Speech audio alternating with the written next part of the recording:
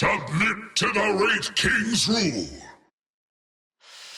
Yo, what is up? It's Mini TV coming back to you with another video. Today we have probably, I think, the best carry hero in the patch right now. Not a lot of people know it. There's been a few kind of rumblings in the meta, but this hero, I think, if you play it well, understand like a strategy, it is the king himself, Wraith King. I've got this new RTZ build that I've been watching him play around with, where he actually maxes the Vampiric Aura and the Mortal Strike, and he farms insane. So, without further ado, I want to show you this game where it was a bad start and a bad kind of early game, which is something that a lot of you guys have been commenting on about, like, what do I do if I have a bad start, have a bad early game, how do I recover? And this one is just for you because that is how it ends up happening, but you'll see. Right, without further ado, let's jump into it. So guys, this is the game.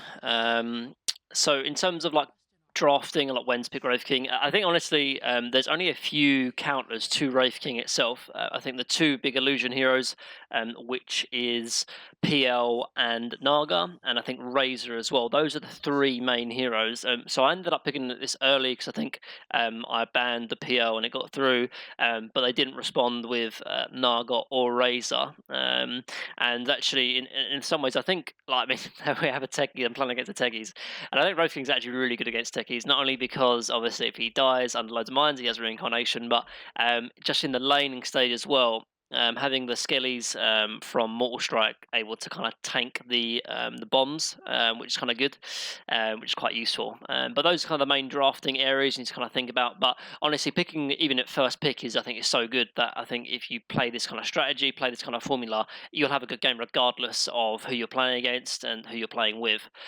So obviously, kind of strange build from what you might normally be seeing. Normally you might be seeing, like, max stun or whatever, but in this build I've been watching a lot of RTZ replays, and this is kind of his tried and tested build, his kind of signature build, where he maxes Vampiric Aura and Mortal Strike. I mean, with the buff to Vampiric Aura, it's actually quite ridiculous right now. So it's 6 damage, but with the self multiply, it's actually 9. So 9 damage at level from a 1 level spell is really good. And then obviously starts maxing Mortal Strike as well, which is all about kind of farm efficiency, which is what RTZ is all about. Now, the whole idea of Wraith Fire Blast is, I think, if you are ever going to put points in stun, you have to get 2 points into it, really, because it's kind of it's not a 1 point wonder, like you see how the damage per second doubles, or even more than doubles, triples from 10 to 30, and the damage is kind of very low up. So I think if you have to put 1 point in it, you have to put 2, and you don't want to put 2 points into it because it really slows down your farming speed with Vamp and Mortal Strike. And it's quite funny because, I mean, if you do this in your pubs, expect to get flamed, expect to get kind of moaned at, because this is actually what happened in my game. This lion is like pinging me saying, "Oh, I'm like, why are you not got stun?" And you're going to get flamed regardless of what bracket you are, unless you're at that the 8-9k, which obviously I'm not. But whenever you have like new builds or new kind of strategies or new things you're wanting to try, people are gonna kind of balk against it and fight against it unless it becomes common, unless it becomes meta. But I think this will become meta, but it's just kind of earlier than people expect it. So do expect to get flamed, but that shouldn't stop you doing it. At the end of the day, you're the carry hero. You're expected to get farm. You're expected to kind of carry the game and get as much net worth as you can. And by getting the max Vamp Aura and the Mortal Strike, it's the way forward for sure. So as for starting items, I actually thought I was going to be against a Prophet off lane. I didn't really kind of think about Void Spirit kind of thing. I mean, if you look at it, it has to be Prophet 5, but regardless, I thought it was Prophet 3, so I ended up going a Ring of Protection, because normally they go Blightstone and it kind of cancels it out because it's cheaper than the Blightstone and it negates the minus armor too. But in this lane, if I kind of knew I was against Void Spirit and Techies, I probably would go 4 branches, because I don't really need the armor. Techies does very little, and Void Spirit is merely plus a lot of magic damage, and the branches are just kind of really nice because I can keep munching on them with the Tangos. But as for kind of a lot of my kind of carry videos I've been doing right now, I've been kind of walking up onto this high ground, trying to get vision, because as a Wraith King and as a lot of carry heroes, your level 1 presence is kind of low. So I don't really want to contest them. So I'm not going to walk up here, get a bounty rune. Obviously, if I was with the lion, I wouldn't be able to get that, and I would also lose this one as well. So at least now we get 1 out of 2. A lion ends up dying because he tries to get a bounty rune against the techies, and a void spirit ends up dying, and that's kind of the immediate point where he starts flaming and raging me, and he immediately TP's top. So I'm actually soloed down here. And this is the video I wanted to show you because obviously the games I normally show you on my channel are like kind of the perfect-esque kind of.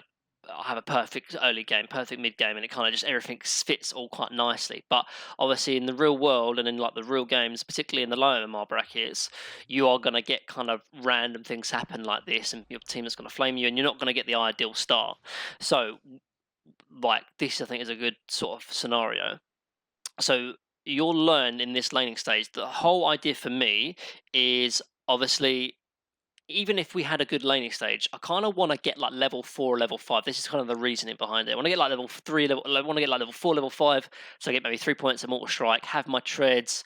I'm going to start able to jungle because ideally when you play this lane, whether you have a good lane or a bad lane, you want to kind of rotate into the jungle because you just increase your farm speed. You can go jungle, push out the lane, go back to jungle, push out the lane, etc., etc. If you have a good lane, you can end up taking this tower, which is really, really rare for a carry to do that. But because you're maxing the Mortal Strike, the skeletons do so much damage, and you'll be surprised how quickly they shred towers, actually. But obviously, I'm not in a good lane. I'm going to be 1v2. So my understanding in this lane is I want to make sure I try and creep equilibrium if possible, and also get as much CS and net worth as I can because the faster I can get to treads, the faster I can get to the jungle kind of thing. This kind of Techie's Blast actually helps me a little bit because it ends up pushing the wave. So right now my understanding is I actually want to get this pull camp off at 115. So what I'm going to do is end up going to pull their creep wave under my tower to push it out because I want to just kind of maximize as much gold and experience as I can because I'm 1v2. So I end up pulling this creep wave here and kind of just trying to get. I mean, even if I don't get all the last hits, it's the experience that really makes a difference because I want to obviously be rotating to jungle when I can. So obviously he denied the range creep, but that's fine. I've pulled it in, and because I was already in the position, I'm able to just about get the pull camp off. There's the lion ping because it's already kind of flaming me, but what can you do? You just ignore, mute, and obviously I wait for the neutral creep to hit me, then run into the creep wave so that his attack will then pull it. So now, obviously, what I can do is Techies is either going to kind of like lose a creep wave here, or he's going to harass me. So I can kind of play back, get level 2, he ends up kind of suiciding or on the creep wave here, but now I have a creep wave pushing into me, which is ideal. So as you see here, kind of just trying to get as much experience as I can. Obviously, I'm not going to be on the top of the last hits because I'm 1v2, but considering the circumstances, I'm actually doing pretty good, actually. I'm at level 2 already. I don't want to hit these creep waves because I want my creep wave to die and keep a creep equilibrium pushing into me. So it just sort of speed it up. That's kind of the idea. Obviously, I'm going Mortal Strike, as I talked about that. As for level 3, I'm going to be going the Vamp Aura. If I got a crit there, would have killed him, but didn't get a crit. So obviously I'm kind of low on region here. I'm kind of just using a skeleton to sort of tank for me a little bit. Get level 2, and level 2 is definitely the Vamp Aura. So now is when I'm going to start max the Mortal Strike, but the Vamp Aura is just too much value. Obviously it goes from 6 to 12, so double value, but because it's a self-multiplier, it's like I'm actually getting 18 damage to the 12, so it's actually kind of more than doubled because it's 9, oh actually no, it's 9 to 18, so it's still double obviously in terms of value, but then the Mortal Strike. So in a scenario like this, obviously, I'm level 3 now. I can't really walk up to this creep wave without dying, so I'm just going to jungle the small camp. Like, it's the simplest thing I can do, really. Techies is going to come and try and harass me, but luckily I had already sent a salve out kind of in preparation for this. But I'm level 4 now. I'd like to have my treads before I start jungling, but you know, what can I do? I've got 9 CS, not so bad. And obviously, all the while, hopefully my top lane is doing good. My line, we've been tri-laning up here, so we should be doing good. But Medusa's level 3, and they haven't killed anyone in this lane, I don't think, either. Oh, they might have killed one person. Anyway, back to myself. Like, again, obviously, if the lane's pushed out, I'm just going to go jungle. And right now, obviously, the small camps kind of cleared it out already. I don't really want to walk over to the hard camp because it's very close to the Void Spirit, and with the lane pushing in, I can't walk up without dying. The one I think the biggest weakness of Wraith King is without a doubt his laning stage, particularly if you go this build. No, I mean, I've played this hero quite a few times now, and I have like 1 or 2 deaths by the end of the game. And the 1 or 2 deaths is actually from the laning stage. So you are quite vulnerable and quite fragile as a Wraith King. So kind of just realize that, particularly if you're not going any points and stun, you don't have any kind of way to get out. So right now, obviously, I'm just going to be, if the lane's here, I'm just going to be focusing on jungling, put simply. And to sort of obviously maximize jungle, want to make sure I get the max amount of charges on my skeletons. I've obviously got 4 charges on that. Techies walks in, I ping it and tell him that he's going to walk in for mid, but they're too busy trying to hit treants, and as a result, they end up dying. But like I said, all you can do is kind of just call out plays that happen. Again, still getting pinned by the line, but now Techies has gone mid. Because I wasn't in the lane, I can now walk back to the lane. Because yeah, Void Spirit is level 4, but so am I. You know, so this is the whole point of like jungling early, particularly if you can jungle early, isn't as bad. And you know, Void Spirit thinks he's really strong. He can start manning up me because I've been in lane, but I just start hitting him, get 1 crit, and already he's half HP. So you know, Techies leaves the lane. I'm going to come back. And then try and get something, because the lane is obviously better XP and gold if you can get it, but if you can't, the jungle isn't so bad. So I know Techies is on his way back, and I'm kind of feeling a little bit kind of scared. And I mean, I just know he's going to rotate bot the moment I show up. So obviously Techies shows back up. I just go straight back to jungling. And I'm just wasting time for this Techies basically. He's going to kind of do this here. Could have maybe run after him, but I know Void Spirit was looking to chase me as well, so I wasn't really looking to engage. So Lion starts walking bottom, and the moment I see him coming bottom, I might be able to kind of jungle or lane a little bit more now that that Lion's here. But then obviously I start hitting, but when I see this Prophet, I'm very, very low, worried about the suicide blast off. I don't actually know the cooldown of blast off. If I was perhaps a better player, I'd know that it was 10 seconds, so I could man up a little bit more, but I was worried that it was already off cooldown and I was really low. So immediately 3 heroes at bottom, I'm going to rotate to the other side of the map. And I've talked about how you obviously never want to stay in your safe lane. Normally you don't want to leave this early, but considering the circumstances, it's kind of weird. I'm just going to immediately go to the other side of the map, where I'm safe to jungle. I was jungling kind of my own safe jungle, but when 3 people show up, I'm just going to rotate to the triangle, which is really, really safe. And that's what I end up doing. Got my treads soon, so obviously I'm probably really low net worth. Yeah, I mean I'm not doing too bad actually considering, but considering the circumstances, I've had a really bad start, but I haven't died. I've got at least something out of the lane, and I'm able to have a game, and that's kind of what's really important. Like there's so many times where people have a bad start, but because of their decision making or their item build or whatever, or the skill build even, they don't have a chance to play the game and do what they want to do. Obviously, I'm a carrier, I want to last hit creeps, I want to get farm kind of thing, and that's kind of my idea, my process. But doing this, my sort of team are kind of struggling a little bit, but to be honest, that's a lot of the fault of the Lion and the Lena. They were tri-laning top, they weren't able, they're not really rotating, they're not doing anything. My job is to get last hits and to get farm. Whether it's in the lane or in the jungle, whatever's safest for me is what I should do.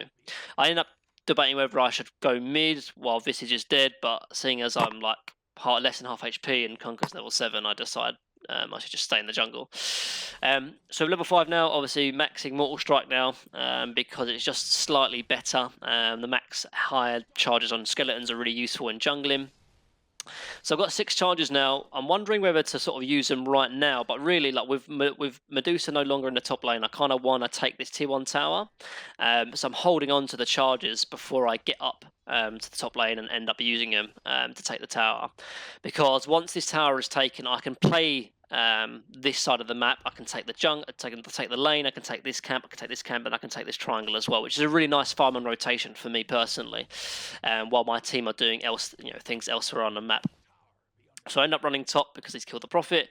So ideally, what would happen in this scenario would be taking this tower, and look at what's happened as well. So I was at 1v2, and I'm already higher than the Medusa as well. So it kind of looks bad, and it looks different because normally you have this idea of, okay, I have a good lane and then I do this and do that. But at the end of the day, it doesn't matter how you get farm as long as you get it.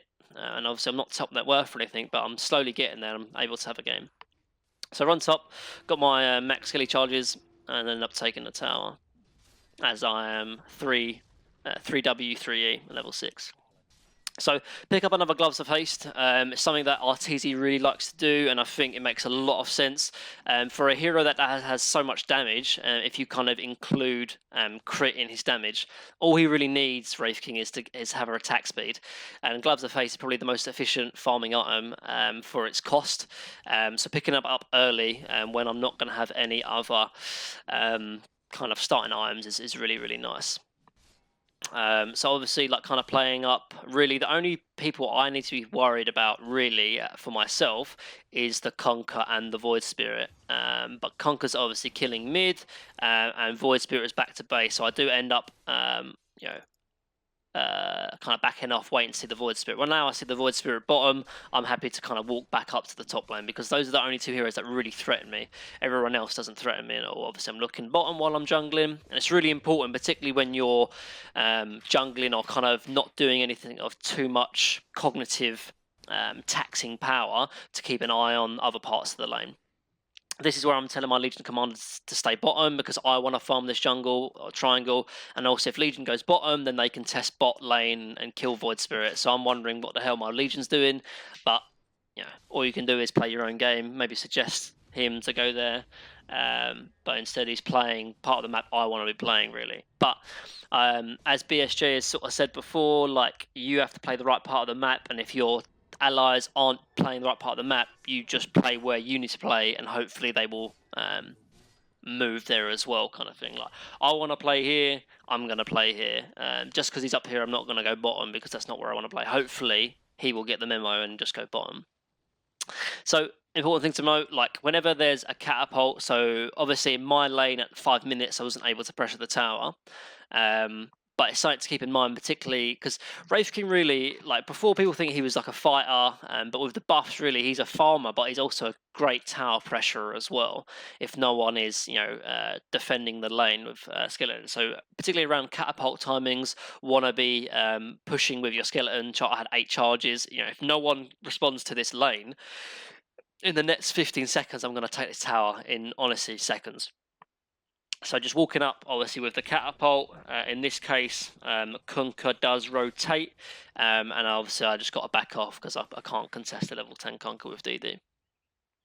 But obviously also at level 5 as well, if I had a good lane or I had a decent lane partner, I'd be looking to even pressure the offlane tower, I guess, from the safe lane at 5 minutes with the catapult. Again, I'm wondering why Legion is not going bottom when there's actions there. He ends up TPing now, but kind of a bit late. But like I said, what can you do?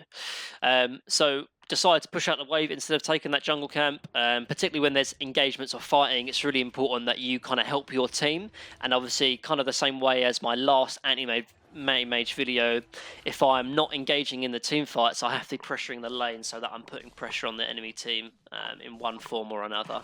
I can't just be jungling, particularly when there's fights or engagements happening. Obviously, if there's no engagements and everyone's kind of happy and the lanes are in a good position, yes, then I can jungle, but in the meantime, I should really just be pressuring lanes.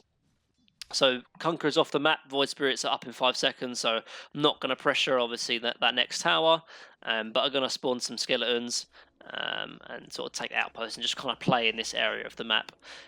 Void Spirit, TP's bottom, as I see him there. Conqueror's mid as well, so I know that I can immediately walk top, and that's where I'm looking. and I don't get threatened, like I said, other by the Conqueror and the Void Spirit.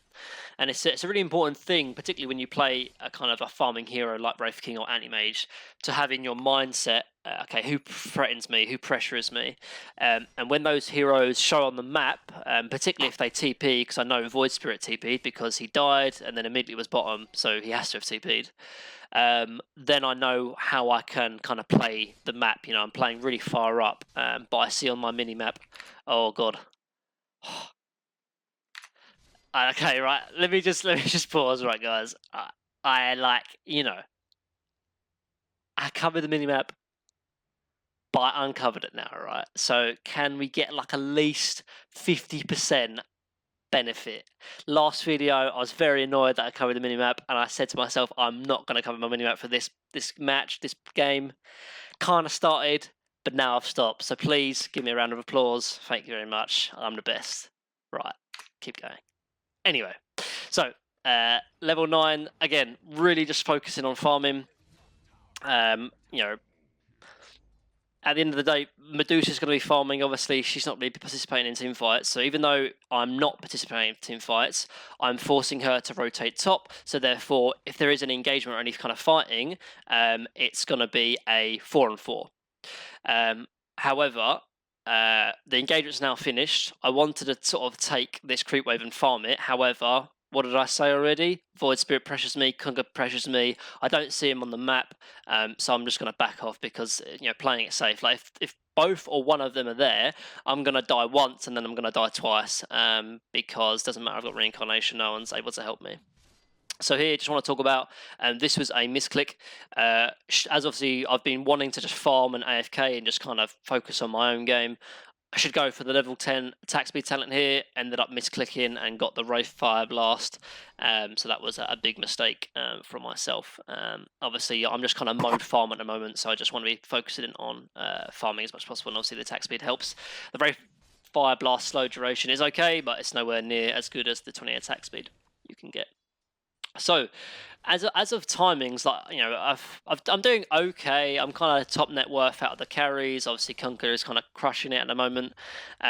Just want to talk about like how if you do have a good game in a good lane, where you can kind of really snowball, maybe take the tower in your own safe lane and kind of farm the jungle freely without getting pressured, you can get about, I've been getting around 14 or 15 minute radiance, which just shows how fast of a farmer this hero actually is. Obviously big engagement mid, obviously I don't want to be fighting, so all I'm going to be doing is just kind of trying to pressure the lane to kind of help my team where I can. Medusa shows up, I kind of back off because I don't want to be getting kind of Void or Conquer TP'd into death, basically. So normally, I've been getting around 14 or 15 minute radiances. Obviously, in this game, I wanted to show it to you because it was kind of a bad start, but I'm doing kind of still okay, only 1.5k behind the Conquer, and Legion had a good game because he was, the tri-lane hero, basically. So even though, I had a really bad start, I've actually recovered quite well, and that's because of my decision, where I'm farming, where I'm going. Because at the end of the day, if you think about Dota, this is more kind of applied to professional games or competitive games, where not everyone can have a good game. If you remember the True site recently, where Kuroki talks about how not every core can have a good game. There's always going to be one core that has a bad game or gets pressured. In that game, in that kind of scenario, that was me. I was the one that was meant to be getting pressured and having a bad game. But because of kind of the way I've handled things, I've still ended up having a good start and a good game. So Void Spirit is dead. I see the Conquer, so I'm able to kind of pressure this Medusa. Obviously, Prophet TP's up, and there's a T2 tower, so I don't want to get too aggressive on it. But you can sort of see my mindset. Obviously, if I see Conquer and Void Spirit is obviously dead, I'm able to kind of pressure. And if we think about it from an understanding as well, this Medusa really is playing the wrong part of the map. However, my team really aren't kind of playing ideal. Really what should happen is if Medusa's in the safe lane, my team should just run at her. Particularly if she ever TPs to the safe lane tower and my team just runs at her, she has nowhere to go. She's going to be forced to sort of stay in this area, and if my team runs at her, she has to go back to base. or just not farm or do nothing, you know. But instead, my team kind of play around bot where Tekis has mines, which probably isn't ideal. And particularly when I force Medusa top or show, or force a reaction from her, my team should just run at her. She's not really that tanky. Has a bit of mana and stuff, but with a Legion blink, with a blade mail, she's gonna die. But so if I was playing competitive with my team, like that's would be the call that would happen, because she shouldn't be able to just farm her safe lane kind of safely, and get away with it. But even though she's not really getting away with it that much, because playing in the safe lane you don't farm that well anyway. Like I'm kind of pressuring this lane. I'm taking some of her jungle as well, and as a result, she's only 5k. And on a hero that farms very well, like on Medusa, she's kind of very low net worth, and that's because she's being forced to sort of stay top and like that.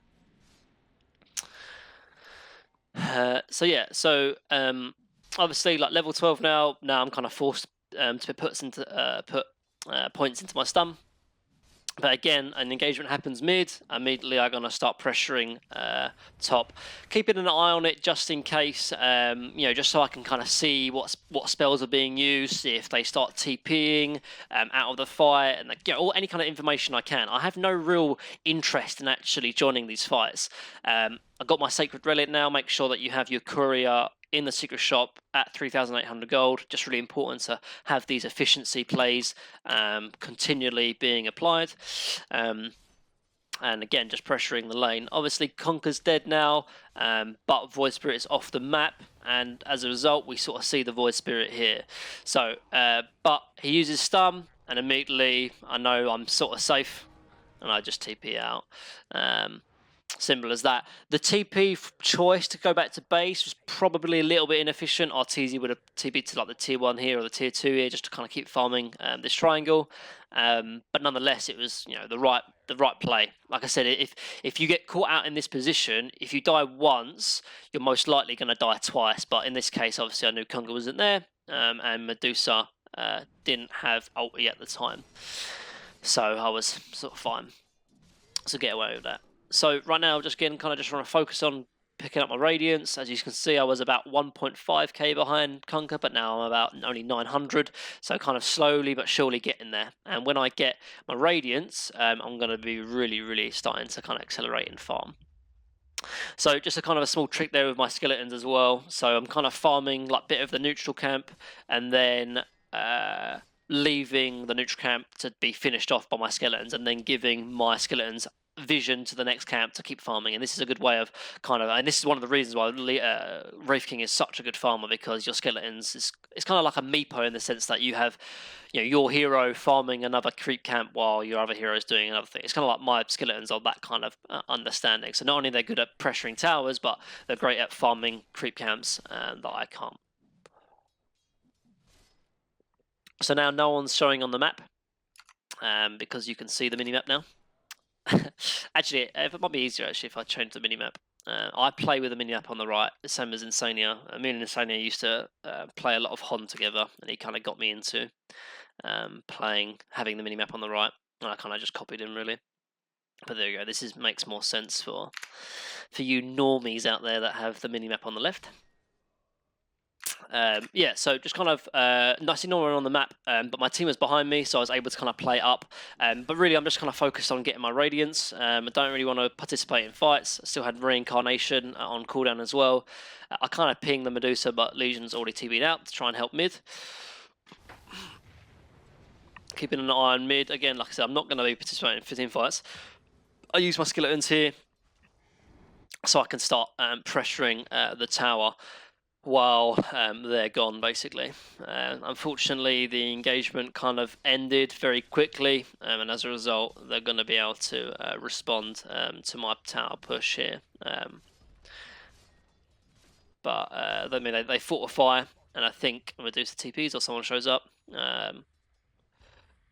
So Medusa shows up, so can't really do much about it. But force a glyph, which is still good. So next time that happens, that tower is going to die. So what's going on? So obviously after the Radiance now, looking to build into a Halberd. It's a really nice item for Wraith King for a few reasons. So the Radiance and the Halberd actually are both kind of forms of evasion, if you think about it this way, because the Radiance is chance for the enemies to miss attacks, and the Halberd is for me to dodge the attacks. So in normally, obviously, evasion stacks multiplicatively, and it's affected by wait, let me talk about this quickly. Oh, I don't want that screaming in my ears. So Radiance is to miss their attacks, so it's from the enemy's kind of purpose or whatever, and the Howard and the miss shot and the evasion is for my purpose basically. So because of that, it stacks multiplicatively. So you get the 17% miss chance from Radiance, and then also the 25%. So altogether, that is 42. 42, yeah. UK maths, bro. Better than NA maths. 42 miss chance altogether. Whereas obviously if I had 25% evasion and then I got a butterfly, probably wouldn't.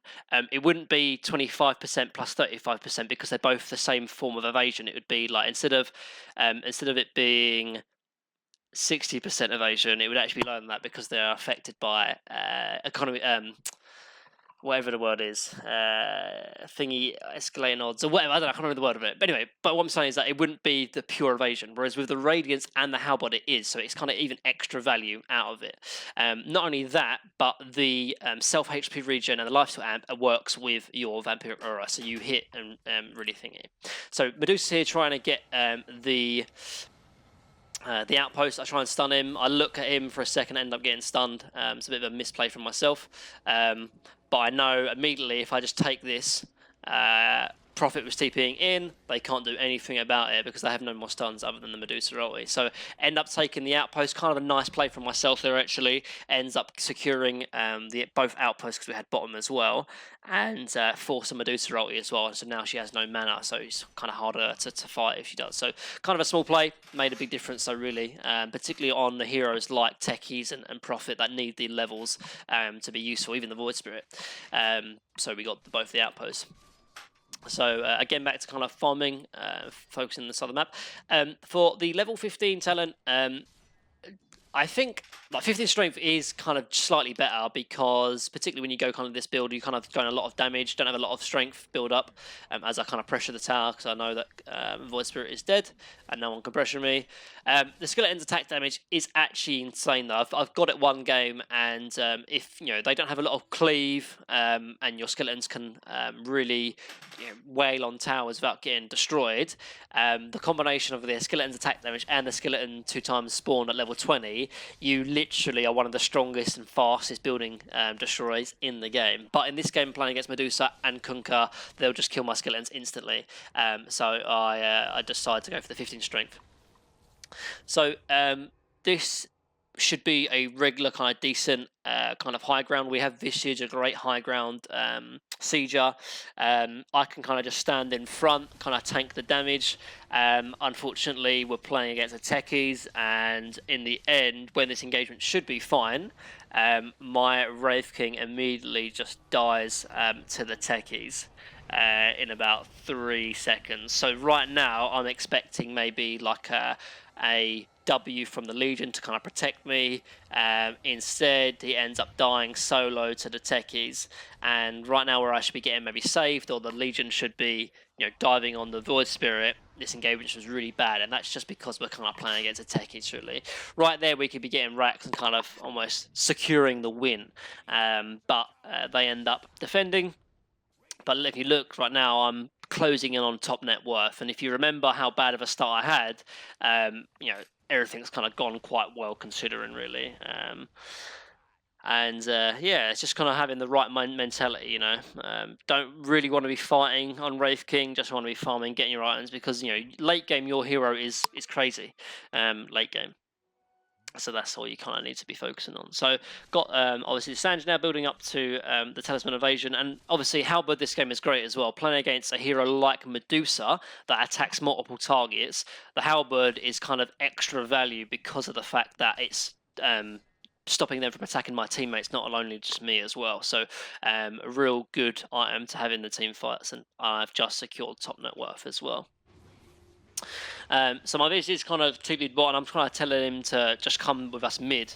Obviously, we get like a good catch on the Kunker there, but my visage is bot where he shouldn't be. Like, you know, we've talked about how you never want to be playing your own safe lane. Medusa ultis, and I'm just going to kind of back off. But right now is a perfect engagement. We just go mid again. There's no Medusa ulti.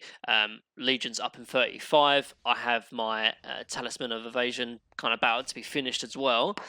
And obviously Techie's mines blew all his mines already, so like next engagement should be fine. Instead, Visage goes for a kill on the Techies, ends up dying, and now we can no longer push mid. And it's like so frustrating like when this happens. Well, it happens at a lot of brackets, you know. So, but like I said, obviously they're engaged bot. My supports are either not with me or not bottom. So they're playing the wrong part of the map. But I'm hitting the range racks because it obviously can't be healed. And it's easier to kill as well, so I might be able to get something out of it. Instead, obviously, the engagement's finished bot, and now it's time for me to leave, basically. Got my Heaven's Halberd now, closing in on level 3 reincarnation, and the level 18 Wraith King is kind of where you hit a real big power spike because of reincarnation being 40 seconds. Like if you play it correctly, you can kind of almost get 2 reincarnations a fight if you're like the first one to die, and the engagement does kind of last very long, or at least, you know, every time there is a fight you're going to have it up. So it's a big power spike, and it can be really, really useful to keep in mind. So this is dead, so I just need to kind of focus on lanes. Really, we're not looking to push, and just need to be kind of worried on that. As for tier items, haven't really talked about that too much. For me personally, as I sort of see an engagement happening, but I think the best tier 1 item, I think actually now, since the recent buff, is actually Iron Talon, particularly on a hero like Wraith King that has low armor and really benefits a lot from the attack speed. It's really, really nice. And not only that, but because it now works on Ancients, you farm Ancients ridiculously. Like, you use Iron Talon on an Ancient and it does about 1,000 damage. And a 7-minute item doing 1,000 damage on a farm is just insane, really. So that's my favourite tier 1 item. Obviously, Broom Handle is very good as well, because it gives armor and the attack range as well. As for tier 2, Van Brace is really good. Implore is okay, but because you have a crit already, as we rotate mid, because Void and Prophet are dead.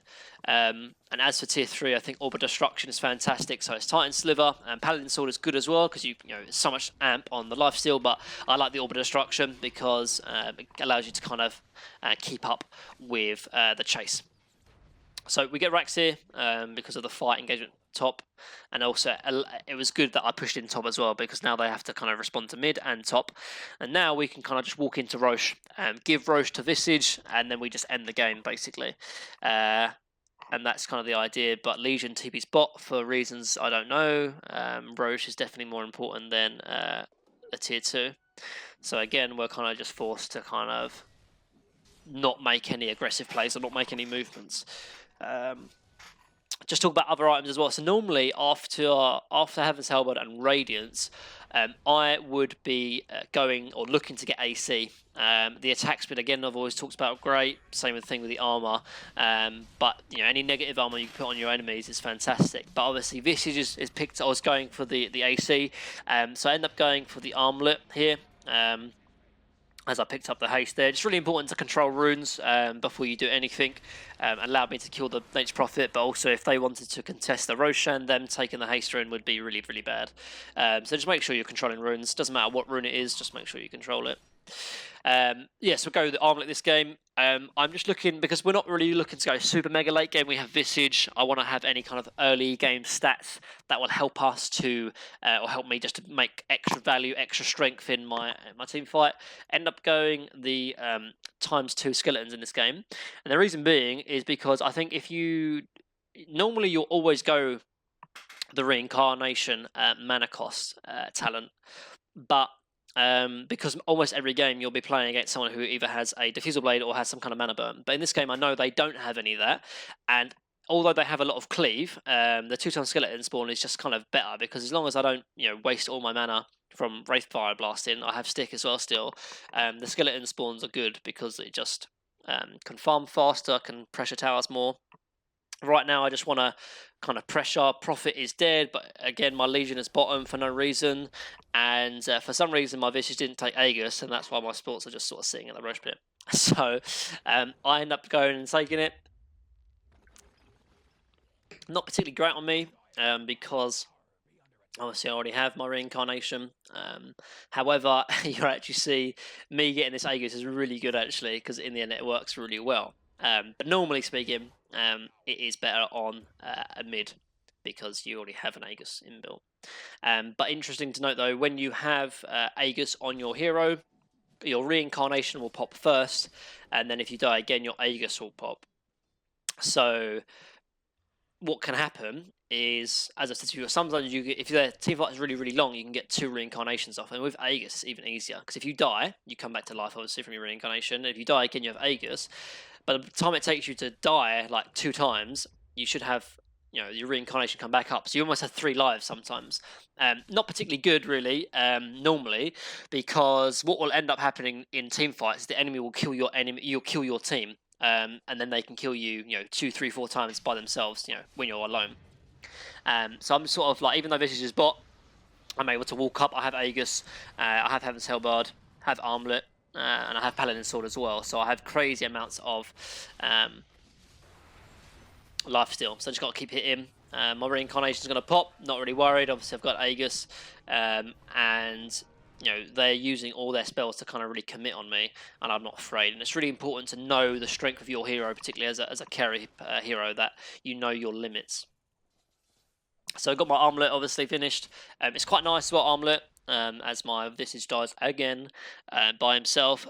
I give him some benefit of doubt because Techies is very annoying. I said they should just be buying a gem right now because we want to be ending the game. We're playing against a Medusa.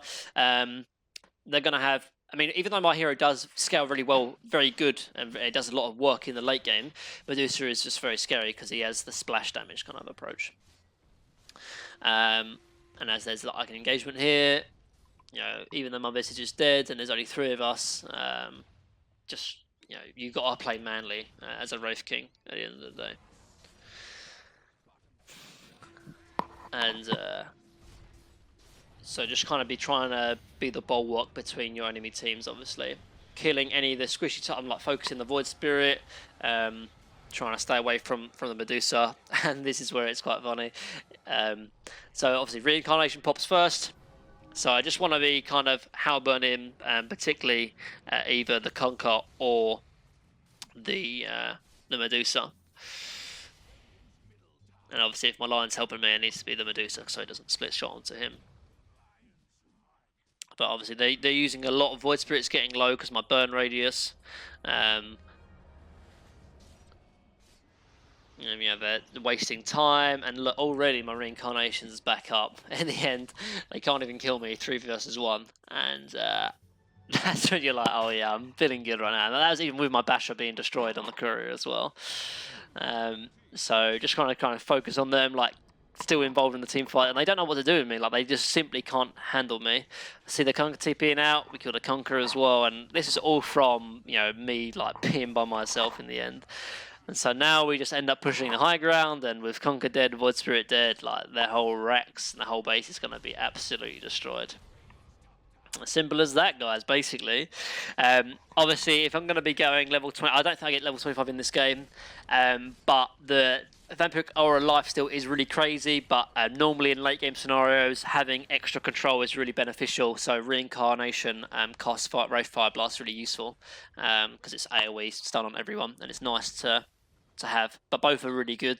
I think if you're lacking control, go the Wraith Blast, and if you're not, and there's a mid player that can benefit from the aura, get the aura.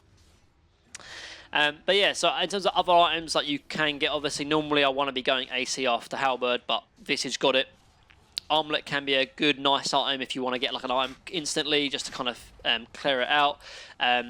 Deso can be really good, helpful for pushing towers, but also the crits you can do with it because of the amount of negative armor is insane. I don't know, other than that, guys, I really hope you kind of realise the strength of this hero, and I hopefully, was able to learn something from it. But just remember, Wraith King, farmer, not fighter. play the right part of the map, and even if you have a bad laning stage, going into the jungle early is definitely the place to be. And all that can happen to you. Top net worth, easy wins, play this hero, win the game. Other than that, guys, peace out. Keep keyboarding and grinding. Peace. Submit to the Wraith King's rule.